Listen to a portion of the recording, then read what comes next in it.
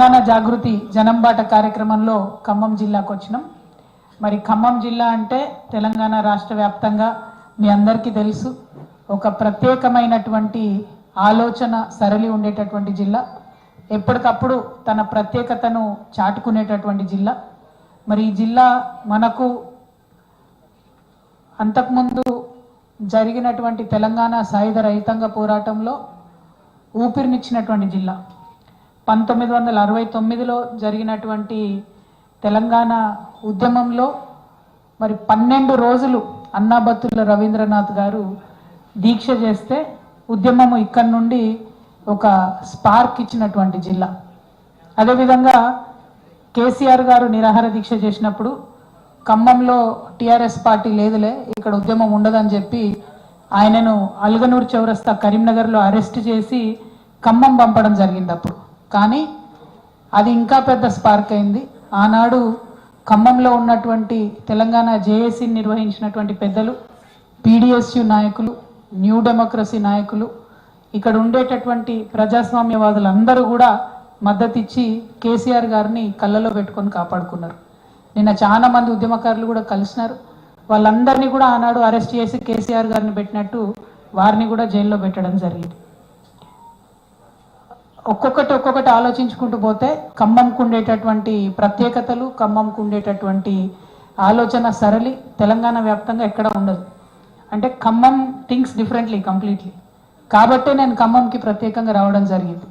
ఇంత చైతన్యం ఉన్న జిల్లా, ఇంత ఆలోచన ఉన్నటువంటి జిల్లా, ఒక ఆడబిడ్డగా నేను చేస్తున్నటువంటి ఈ ప్రయత్నానికి ఖమ్మం జిల్లా ప్రజల మద్దతు కోరడానికి, అదేవిధంగా మీ బిడ్డగా, మీ చెల్లెగా ఖమ్మం జిల్లాలో ఉండేటటువంటి అపరిష్కృతంగా ఉండేటటువంటి సమస్యలను పరిష్కరించడంలో నా వంతు పాత్ర పోషించడానికి కూడా ఇక్కడికి రావడం జరిగింది.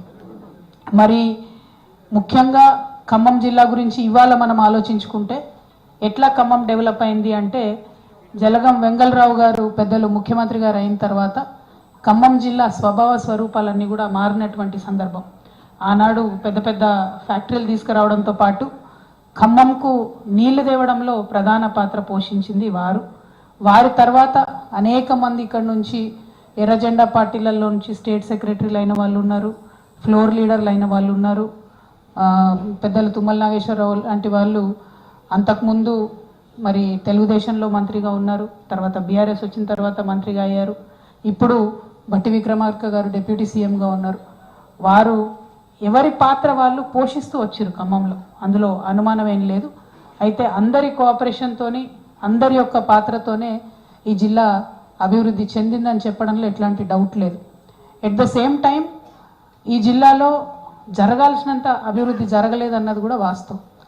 ఎందుకంటే అప్పుడెప్పుడో నాగార్జున సాగర్ లెఫ్ట్ బ్యాంక్ నుంచి 2.5 లక్షల ఎకరాలకు మనకు నీళ్ళు వస్తే, ఇప్పుడు మనం సీతారామ ప్రాజెక్ట్ అనుకోబట్టి కూడా దాదాపుగా 10-12 ఏళ్ళు అయిపోతుంది.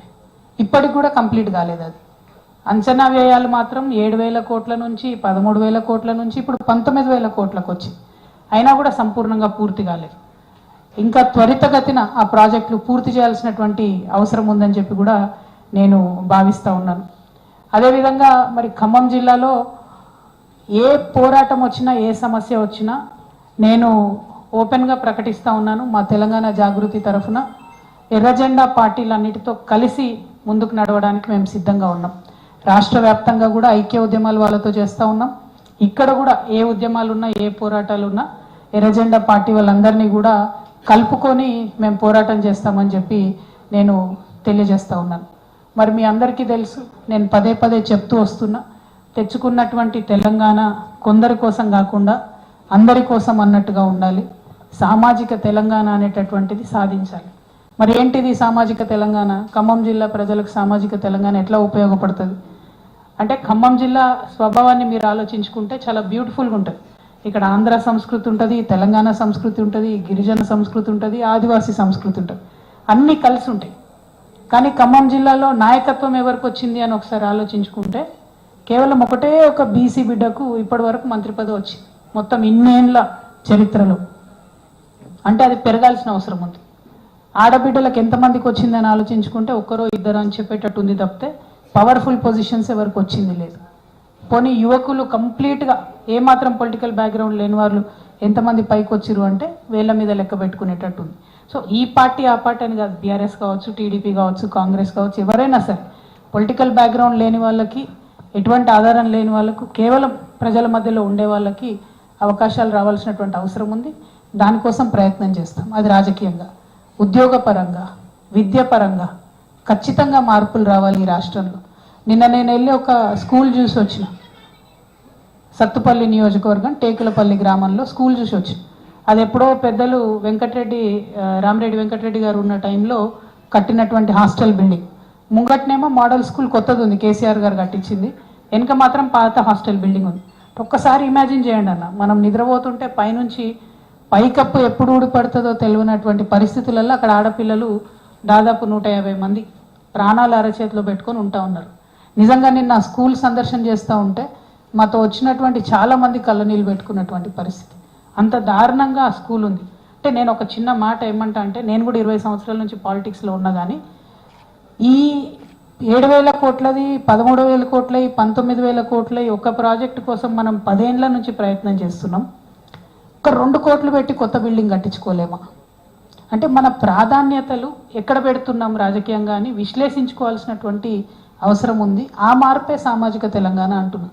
ఎస్, రైతుల కోసం ప్రాజెక్ట్ రావాల్సిందే, ప్రాజెక్టులు వస్తేనే మనం బాగుపడతాం, వాళ్ళ డౌట్ లేదు.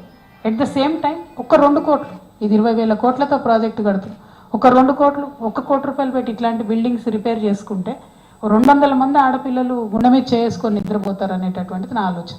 దానికోసమే మన ప్రాధాన్యత క్రమాలు నిర్ణయించుకోవడానికి సామాజిక తెలంగాణ కోణం రావాలని చెప్పి నేను ఆలోచిస్తూ ఉన్నాను. దానికోసమే తెలంగాణ జాగృతి ఒక నినాదం తీసుకుంది.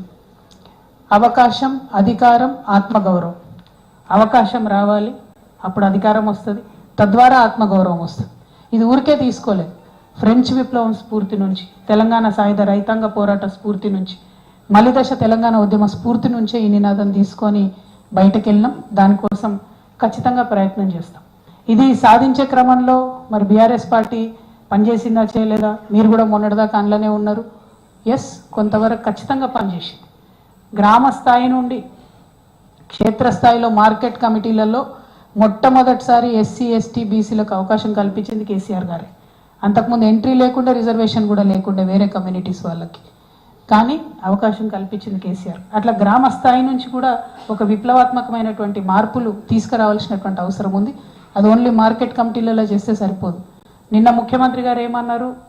42% ఇయ్యంది, నేను ఎన్నికలకు పోనన్నాడు. నిన్న కేబినెట్ ఏం తీర్మానం చేసింది?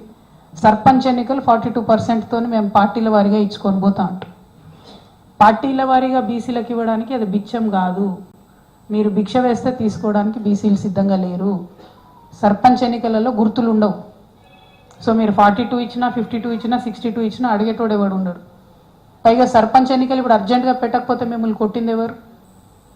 జయలలిత గారు 9 సంవత్సరాలు ఎన్నికలు నిర్వహించలేదు తమిళనాడులో. అప్పుడు పివి నరసింహారావు గారు ప్రెషర్లోకి వచ్చి అప్పుడు 9th షెడ్యూల్లో పెట్టుకొని మనం దాన్ని రిజర్వేషన్లు వాళ్ళు తమిళనాడులో సాధించుకున్నారు. పేరుకు చెప్పడానికి రేవంత్ రెడ్డి గారు ఏం చెప్తారు? నేను తమిళనాడు తరహా సాధిస్తా అని చెప్తారు. ఒక్క స్టెప్ తీసుకున్నారా మీరు తమిళనాడు వాళ్ళలాగా? కనీసం ఢిల్లీలో పోయి ఒకసారి మోడీ గారికి ఒక వినతి పత్రం ఇచ్చిరా మీరు? పోయినరు 2 సార్లు దొంగ దీక్షలు చేసి వచ్చేసిండ్రు కాంగ్రెస్ వాళ్ళు.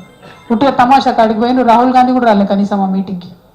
సోనియా గాంధీ గారు దూరం మాట, వేణుగోపాల్ గారు కూడా రాలే, కేసీ వేణుగోపాల్ గారు. అంటే మీ దగ్గర ఉండే ముఖ్యమైన వ్యక్తులు రాకుండా వెళ్ళి బీసీల కోసం ఢిల్లీలో దొంగ దీక్షలు చేసి వచ్చి మళ్ళీ ఇప్పుడు పార్టీల పరంగా ఇస్తామని నిన్న క్యాబినెట్లో కాంగ్రెస్ పార్టీ తీర్మానం చేయడం అంటే 100కి 1000% రేవంత్ రెడ్డి గారు బీసీలను మోసం చేస్తూ ఉన్నారు. బీసీ ద్రోహిగా మిగిలిపోతారు మీరు. దయచేసి ఇది చేయకండి. ఇవాళ సర్పంచ్ ఎలక్షన్ అంటారు, రేపు పొద్దున గుర్తులున్న ఎన్నికలలో ఎంపీటీసీ, జెడ్పీటీసీలలో కూడా మేము పార్టీల వారీగా ఇచ్చుకుంటామని పోతారు. మరి ప్రొటెక్షన్ ఎక్కడ ఉంటుంది? పార్టీల వారీగా ఇచ్చేది ఉంటే మీరు కొత్తగా ఇచ్చేది ఏంది?